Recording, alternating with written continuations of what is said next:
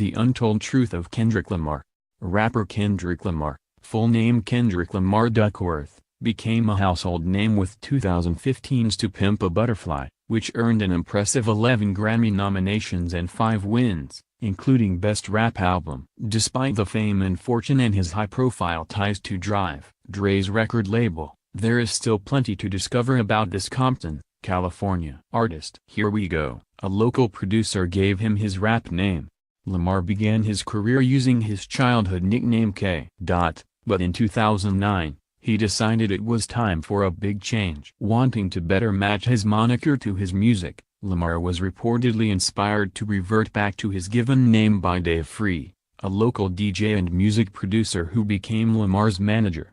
"I called him up one morning and I was like, man, you should change your name. You should name yourself Kendrick," Free told Bullet. And he just said, Lamar. Kendrick Lamar. "I'll always be K. Out in the hood and to my homies," Lamar said, "but using my real name is symbolic of me showing people who I really am." His biggest vice is an unexpected one. Rather than boasting about money and women, Lamar is known for rapping about the realities of life and its hardships. Unlike many celebs, he also isn't one to land in the tabloids with wild antics. In 2017, Rolling Stone said Lamar's life as a rapper has turned out to be pretty sedate. When the magazine asked the Grammy winner about his vices, Lamar answered, "My biggest vice is being addicted to the chase of what I'm doing. It turns into a vice when I shut off people that actually care for me, because I'm so indulged spreading this word." Being on that stage, knowing that you're changing people's lives, that's a high. Sometimes, when you're pressing so much to get something across to a stranger, you forget people that are closer to you. That's a vice. He writes melody-driven songs, but doesn't release them. Lamar has become synonymous with empowering lyrics of black expression and identity and has been dubbed a poet and revolutionary by outlets such as HuffPost. But what some may not know is that his musical talents stretch beyond rap and hip-hop. As HuffPost pointed out in 2016, it would seem to undermine the genius of Compton's son to simply call him a rapper. In fact, Lamar has secretly written plenty of music that's straight melody-driven, but has decided not to share it with the world. "Ultimately, that's practice for me on my rap albums," he told Rolling Stone in 2017. "I write a lot of the melodies. Usually 95%. May jump in and jump out, might give you a hook-like element, might give you a verse on a Travis Scott record with a ghetto falsetto. That's what I call it." Laughs. "That's just me flirting with the idea of being able to take it there." To Pimp a Butterfly's original name was a tribute to Tupac. To Pimp a Butterfly was a runaway success, but the record's original title was quite different from the one fans have come to know. To Pimp a Caterpillar. Dead End Hip Hop reportedly made the discovery during a roundtable discussion about the album, and Lamar confirmed the speculation to MTV News in 2015. That was the original name and they caught it because the abbreviation was Tupac. P.A.C., Lamar said. "Me changing it to Butterfly, I just really wanted to show the brightness of life, and the word pimp has so much aggression and that represents several things." He added, "For me, it represents using my celebrity for good. Another reason is, not being pimped by the industry through my celebrity." He thinks drug references in hip-hop are corny.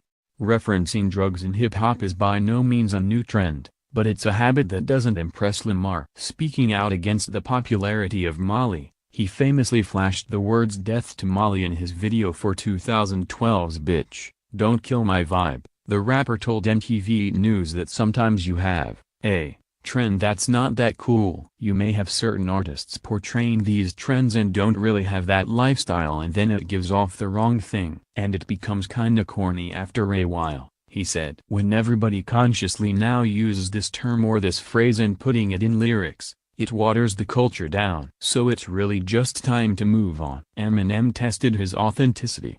Eminem and Lamar may have a good friendship and working relationship. Lamar was the only rapper to score a guest spot on Eminem's 2013 The Marshall Mathers LP2, but the latter first had to earn the legendary Detroit rapper's respect.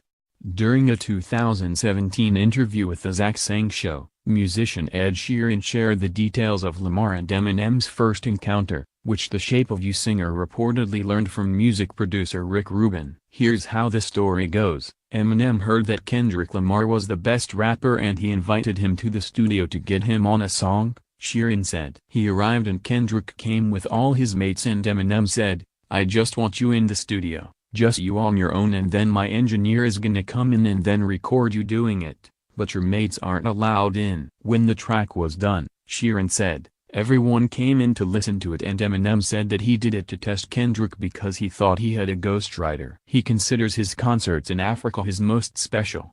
Lamar opened up about his life-changing trip to Africa during a 2017 discussion with comedian Dave Chappelle for a feature in Interview magazine. Chappelle asked if playing shows in Africa was Lamar's "oh, shit, I made it" moment. Lamar replied, "I went to South Africa, Durban, Cape Town, Johannesburg, and those were definitely the I've arrived shows. Outside of the money, the success, the accolades.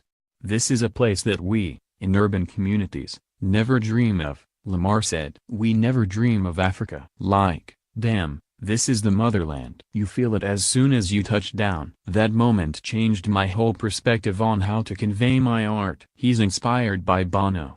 At first glance, it may seem like a strange collaboration, but Lamar recruited U2 frontman Bono to appear on his 2017 record, Damn. Bono reportedly made it onto 30 through a twist of fate. "We had a different record we were supposed to be doing together," Lamar told Rolling Stone. "He sent it over, I laid some ideas to it, and we didn't know where it was going. I just happened to have an album coming out, so I just asked him, like, yo, would you do me this honor of letting me use this record, use this idea that I want to put together because I'm hearing a certain type of 808, a certain drum to it." And he was open to it. Lamar said the Irish musician has so much wisdom and so much knowledge, in music and in life. "Sitting on the phone with him, I could talk to him for hours. The things he's doing around the world, of just helping people, is inspiring." He makes producers sleep in the studio.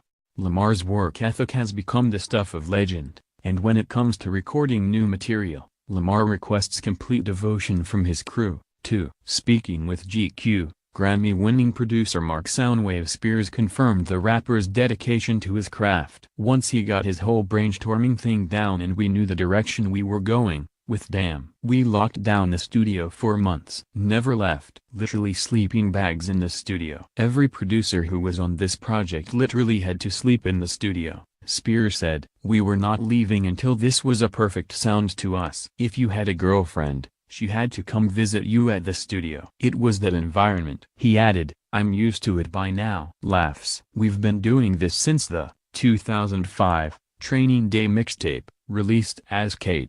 His mom gives him some of his realest feedback. Lamar may have millions of fans, but one of his most honest and passionate critics is his mother. Unafraid to get real about her son's music, she sent her boy quite the review following the release of Damn. In April 2017, Lamar took a screenshot of their text exchange and shared it on Instagram. "OMG, this CD is the bomb," Paula Oliver wrote. "You should have put me and your daddy on this one too. JK, this your best one to me, no bullshit. Your daddy said you look stressed out on the cover lol. I said that's the point, we always stressing him out. Since a little boy you been a overthinker though. But what you say?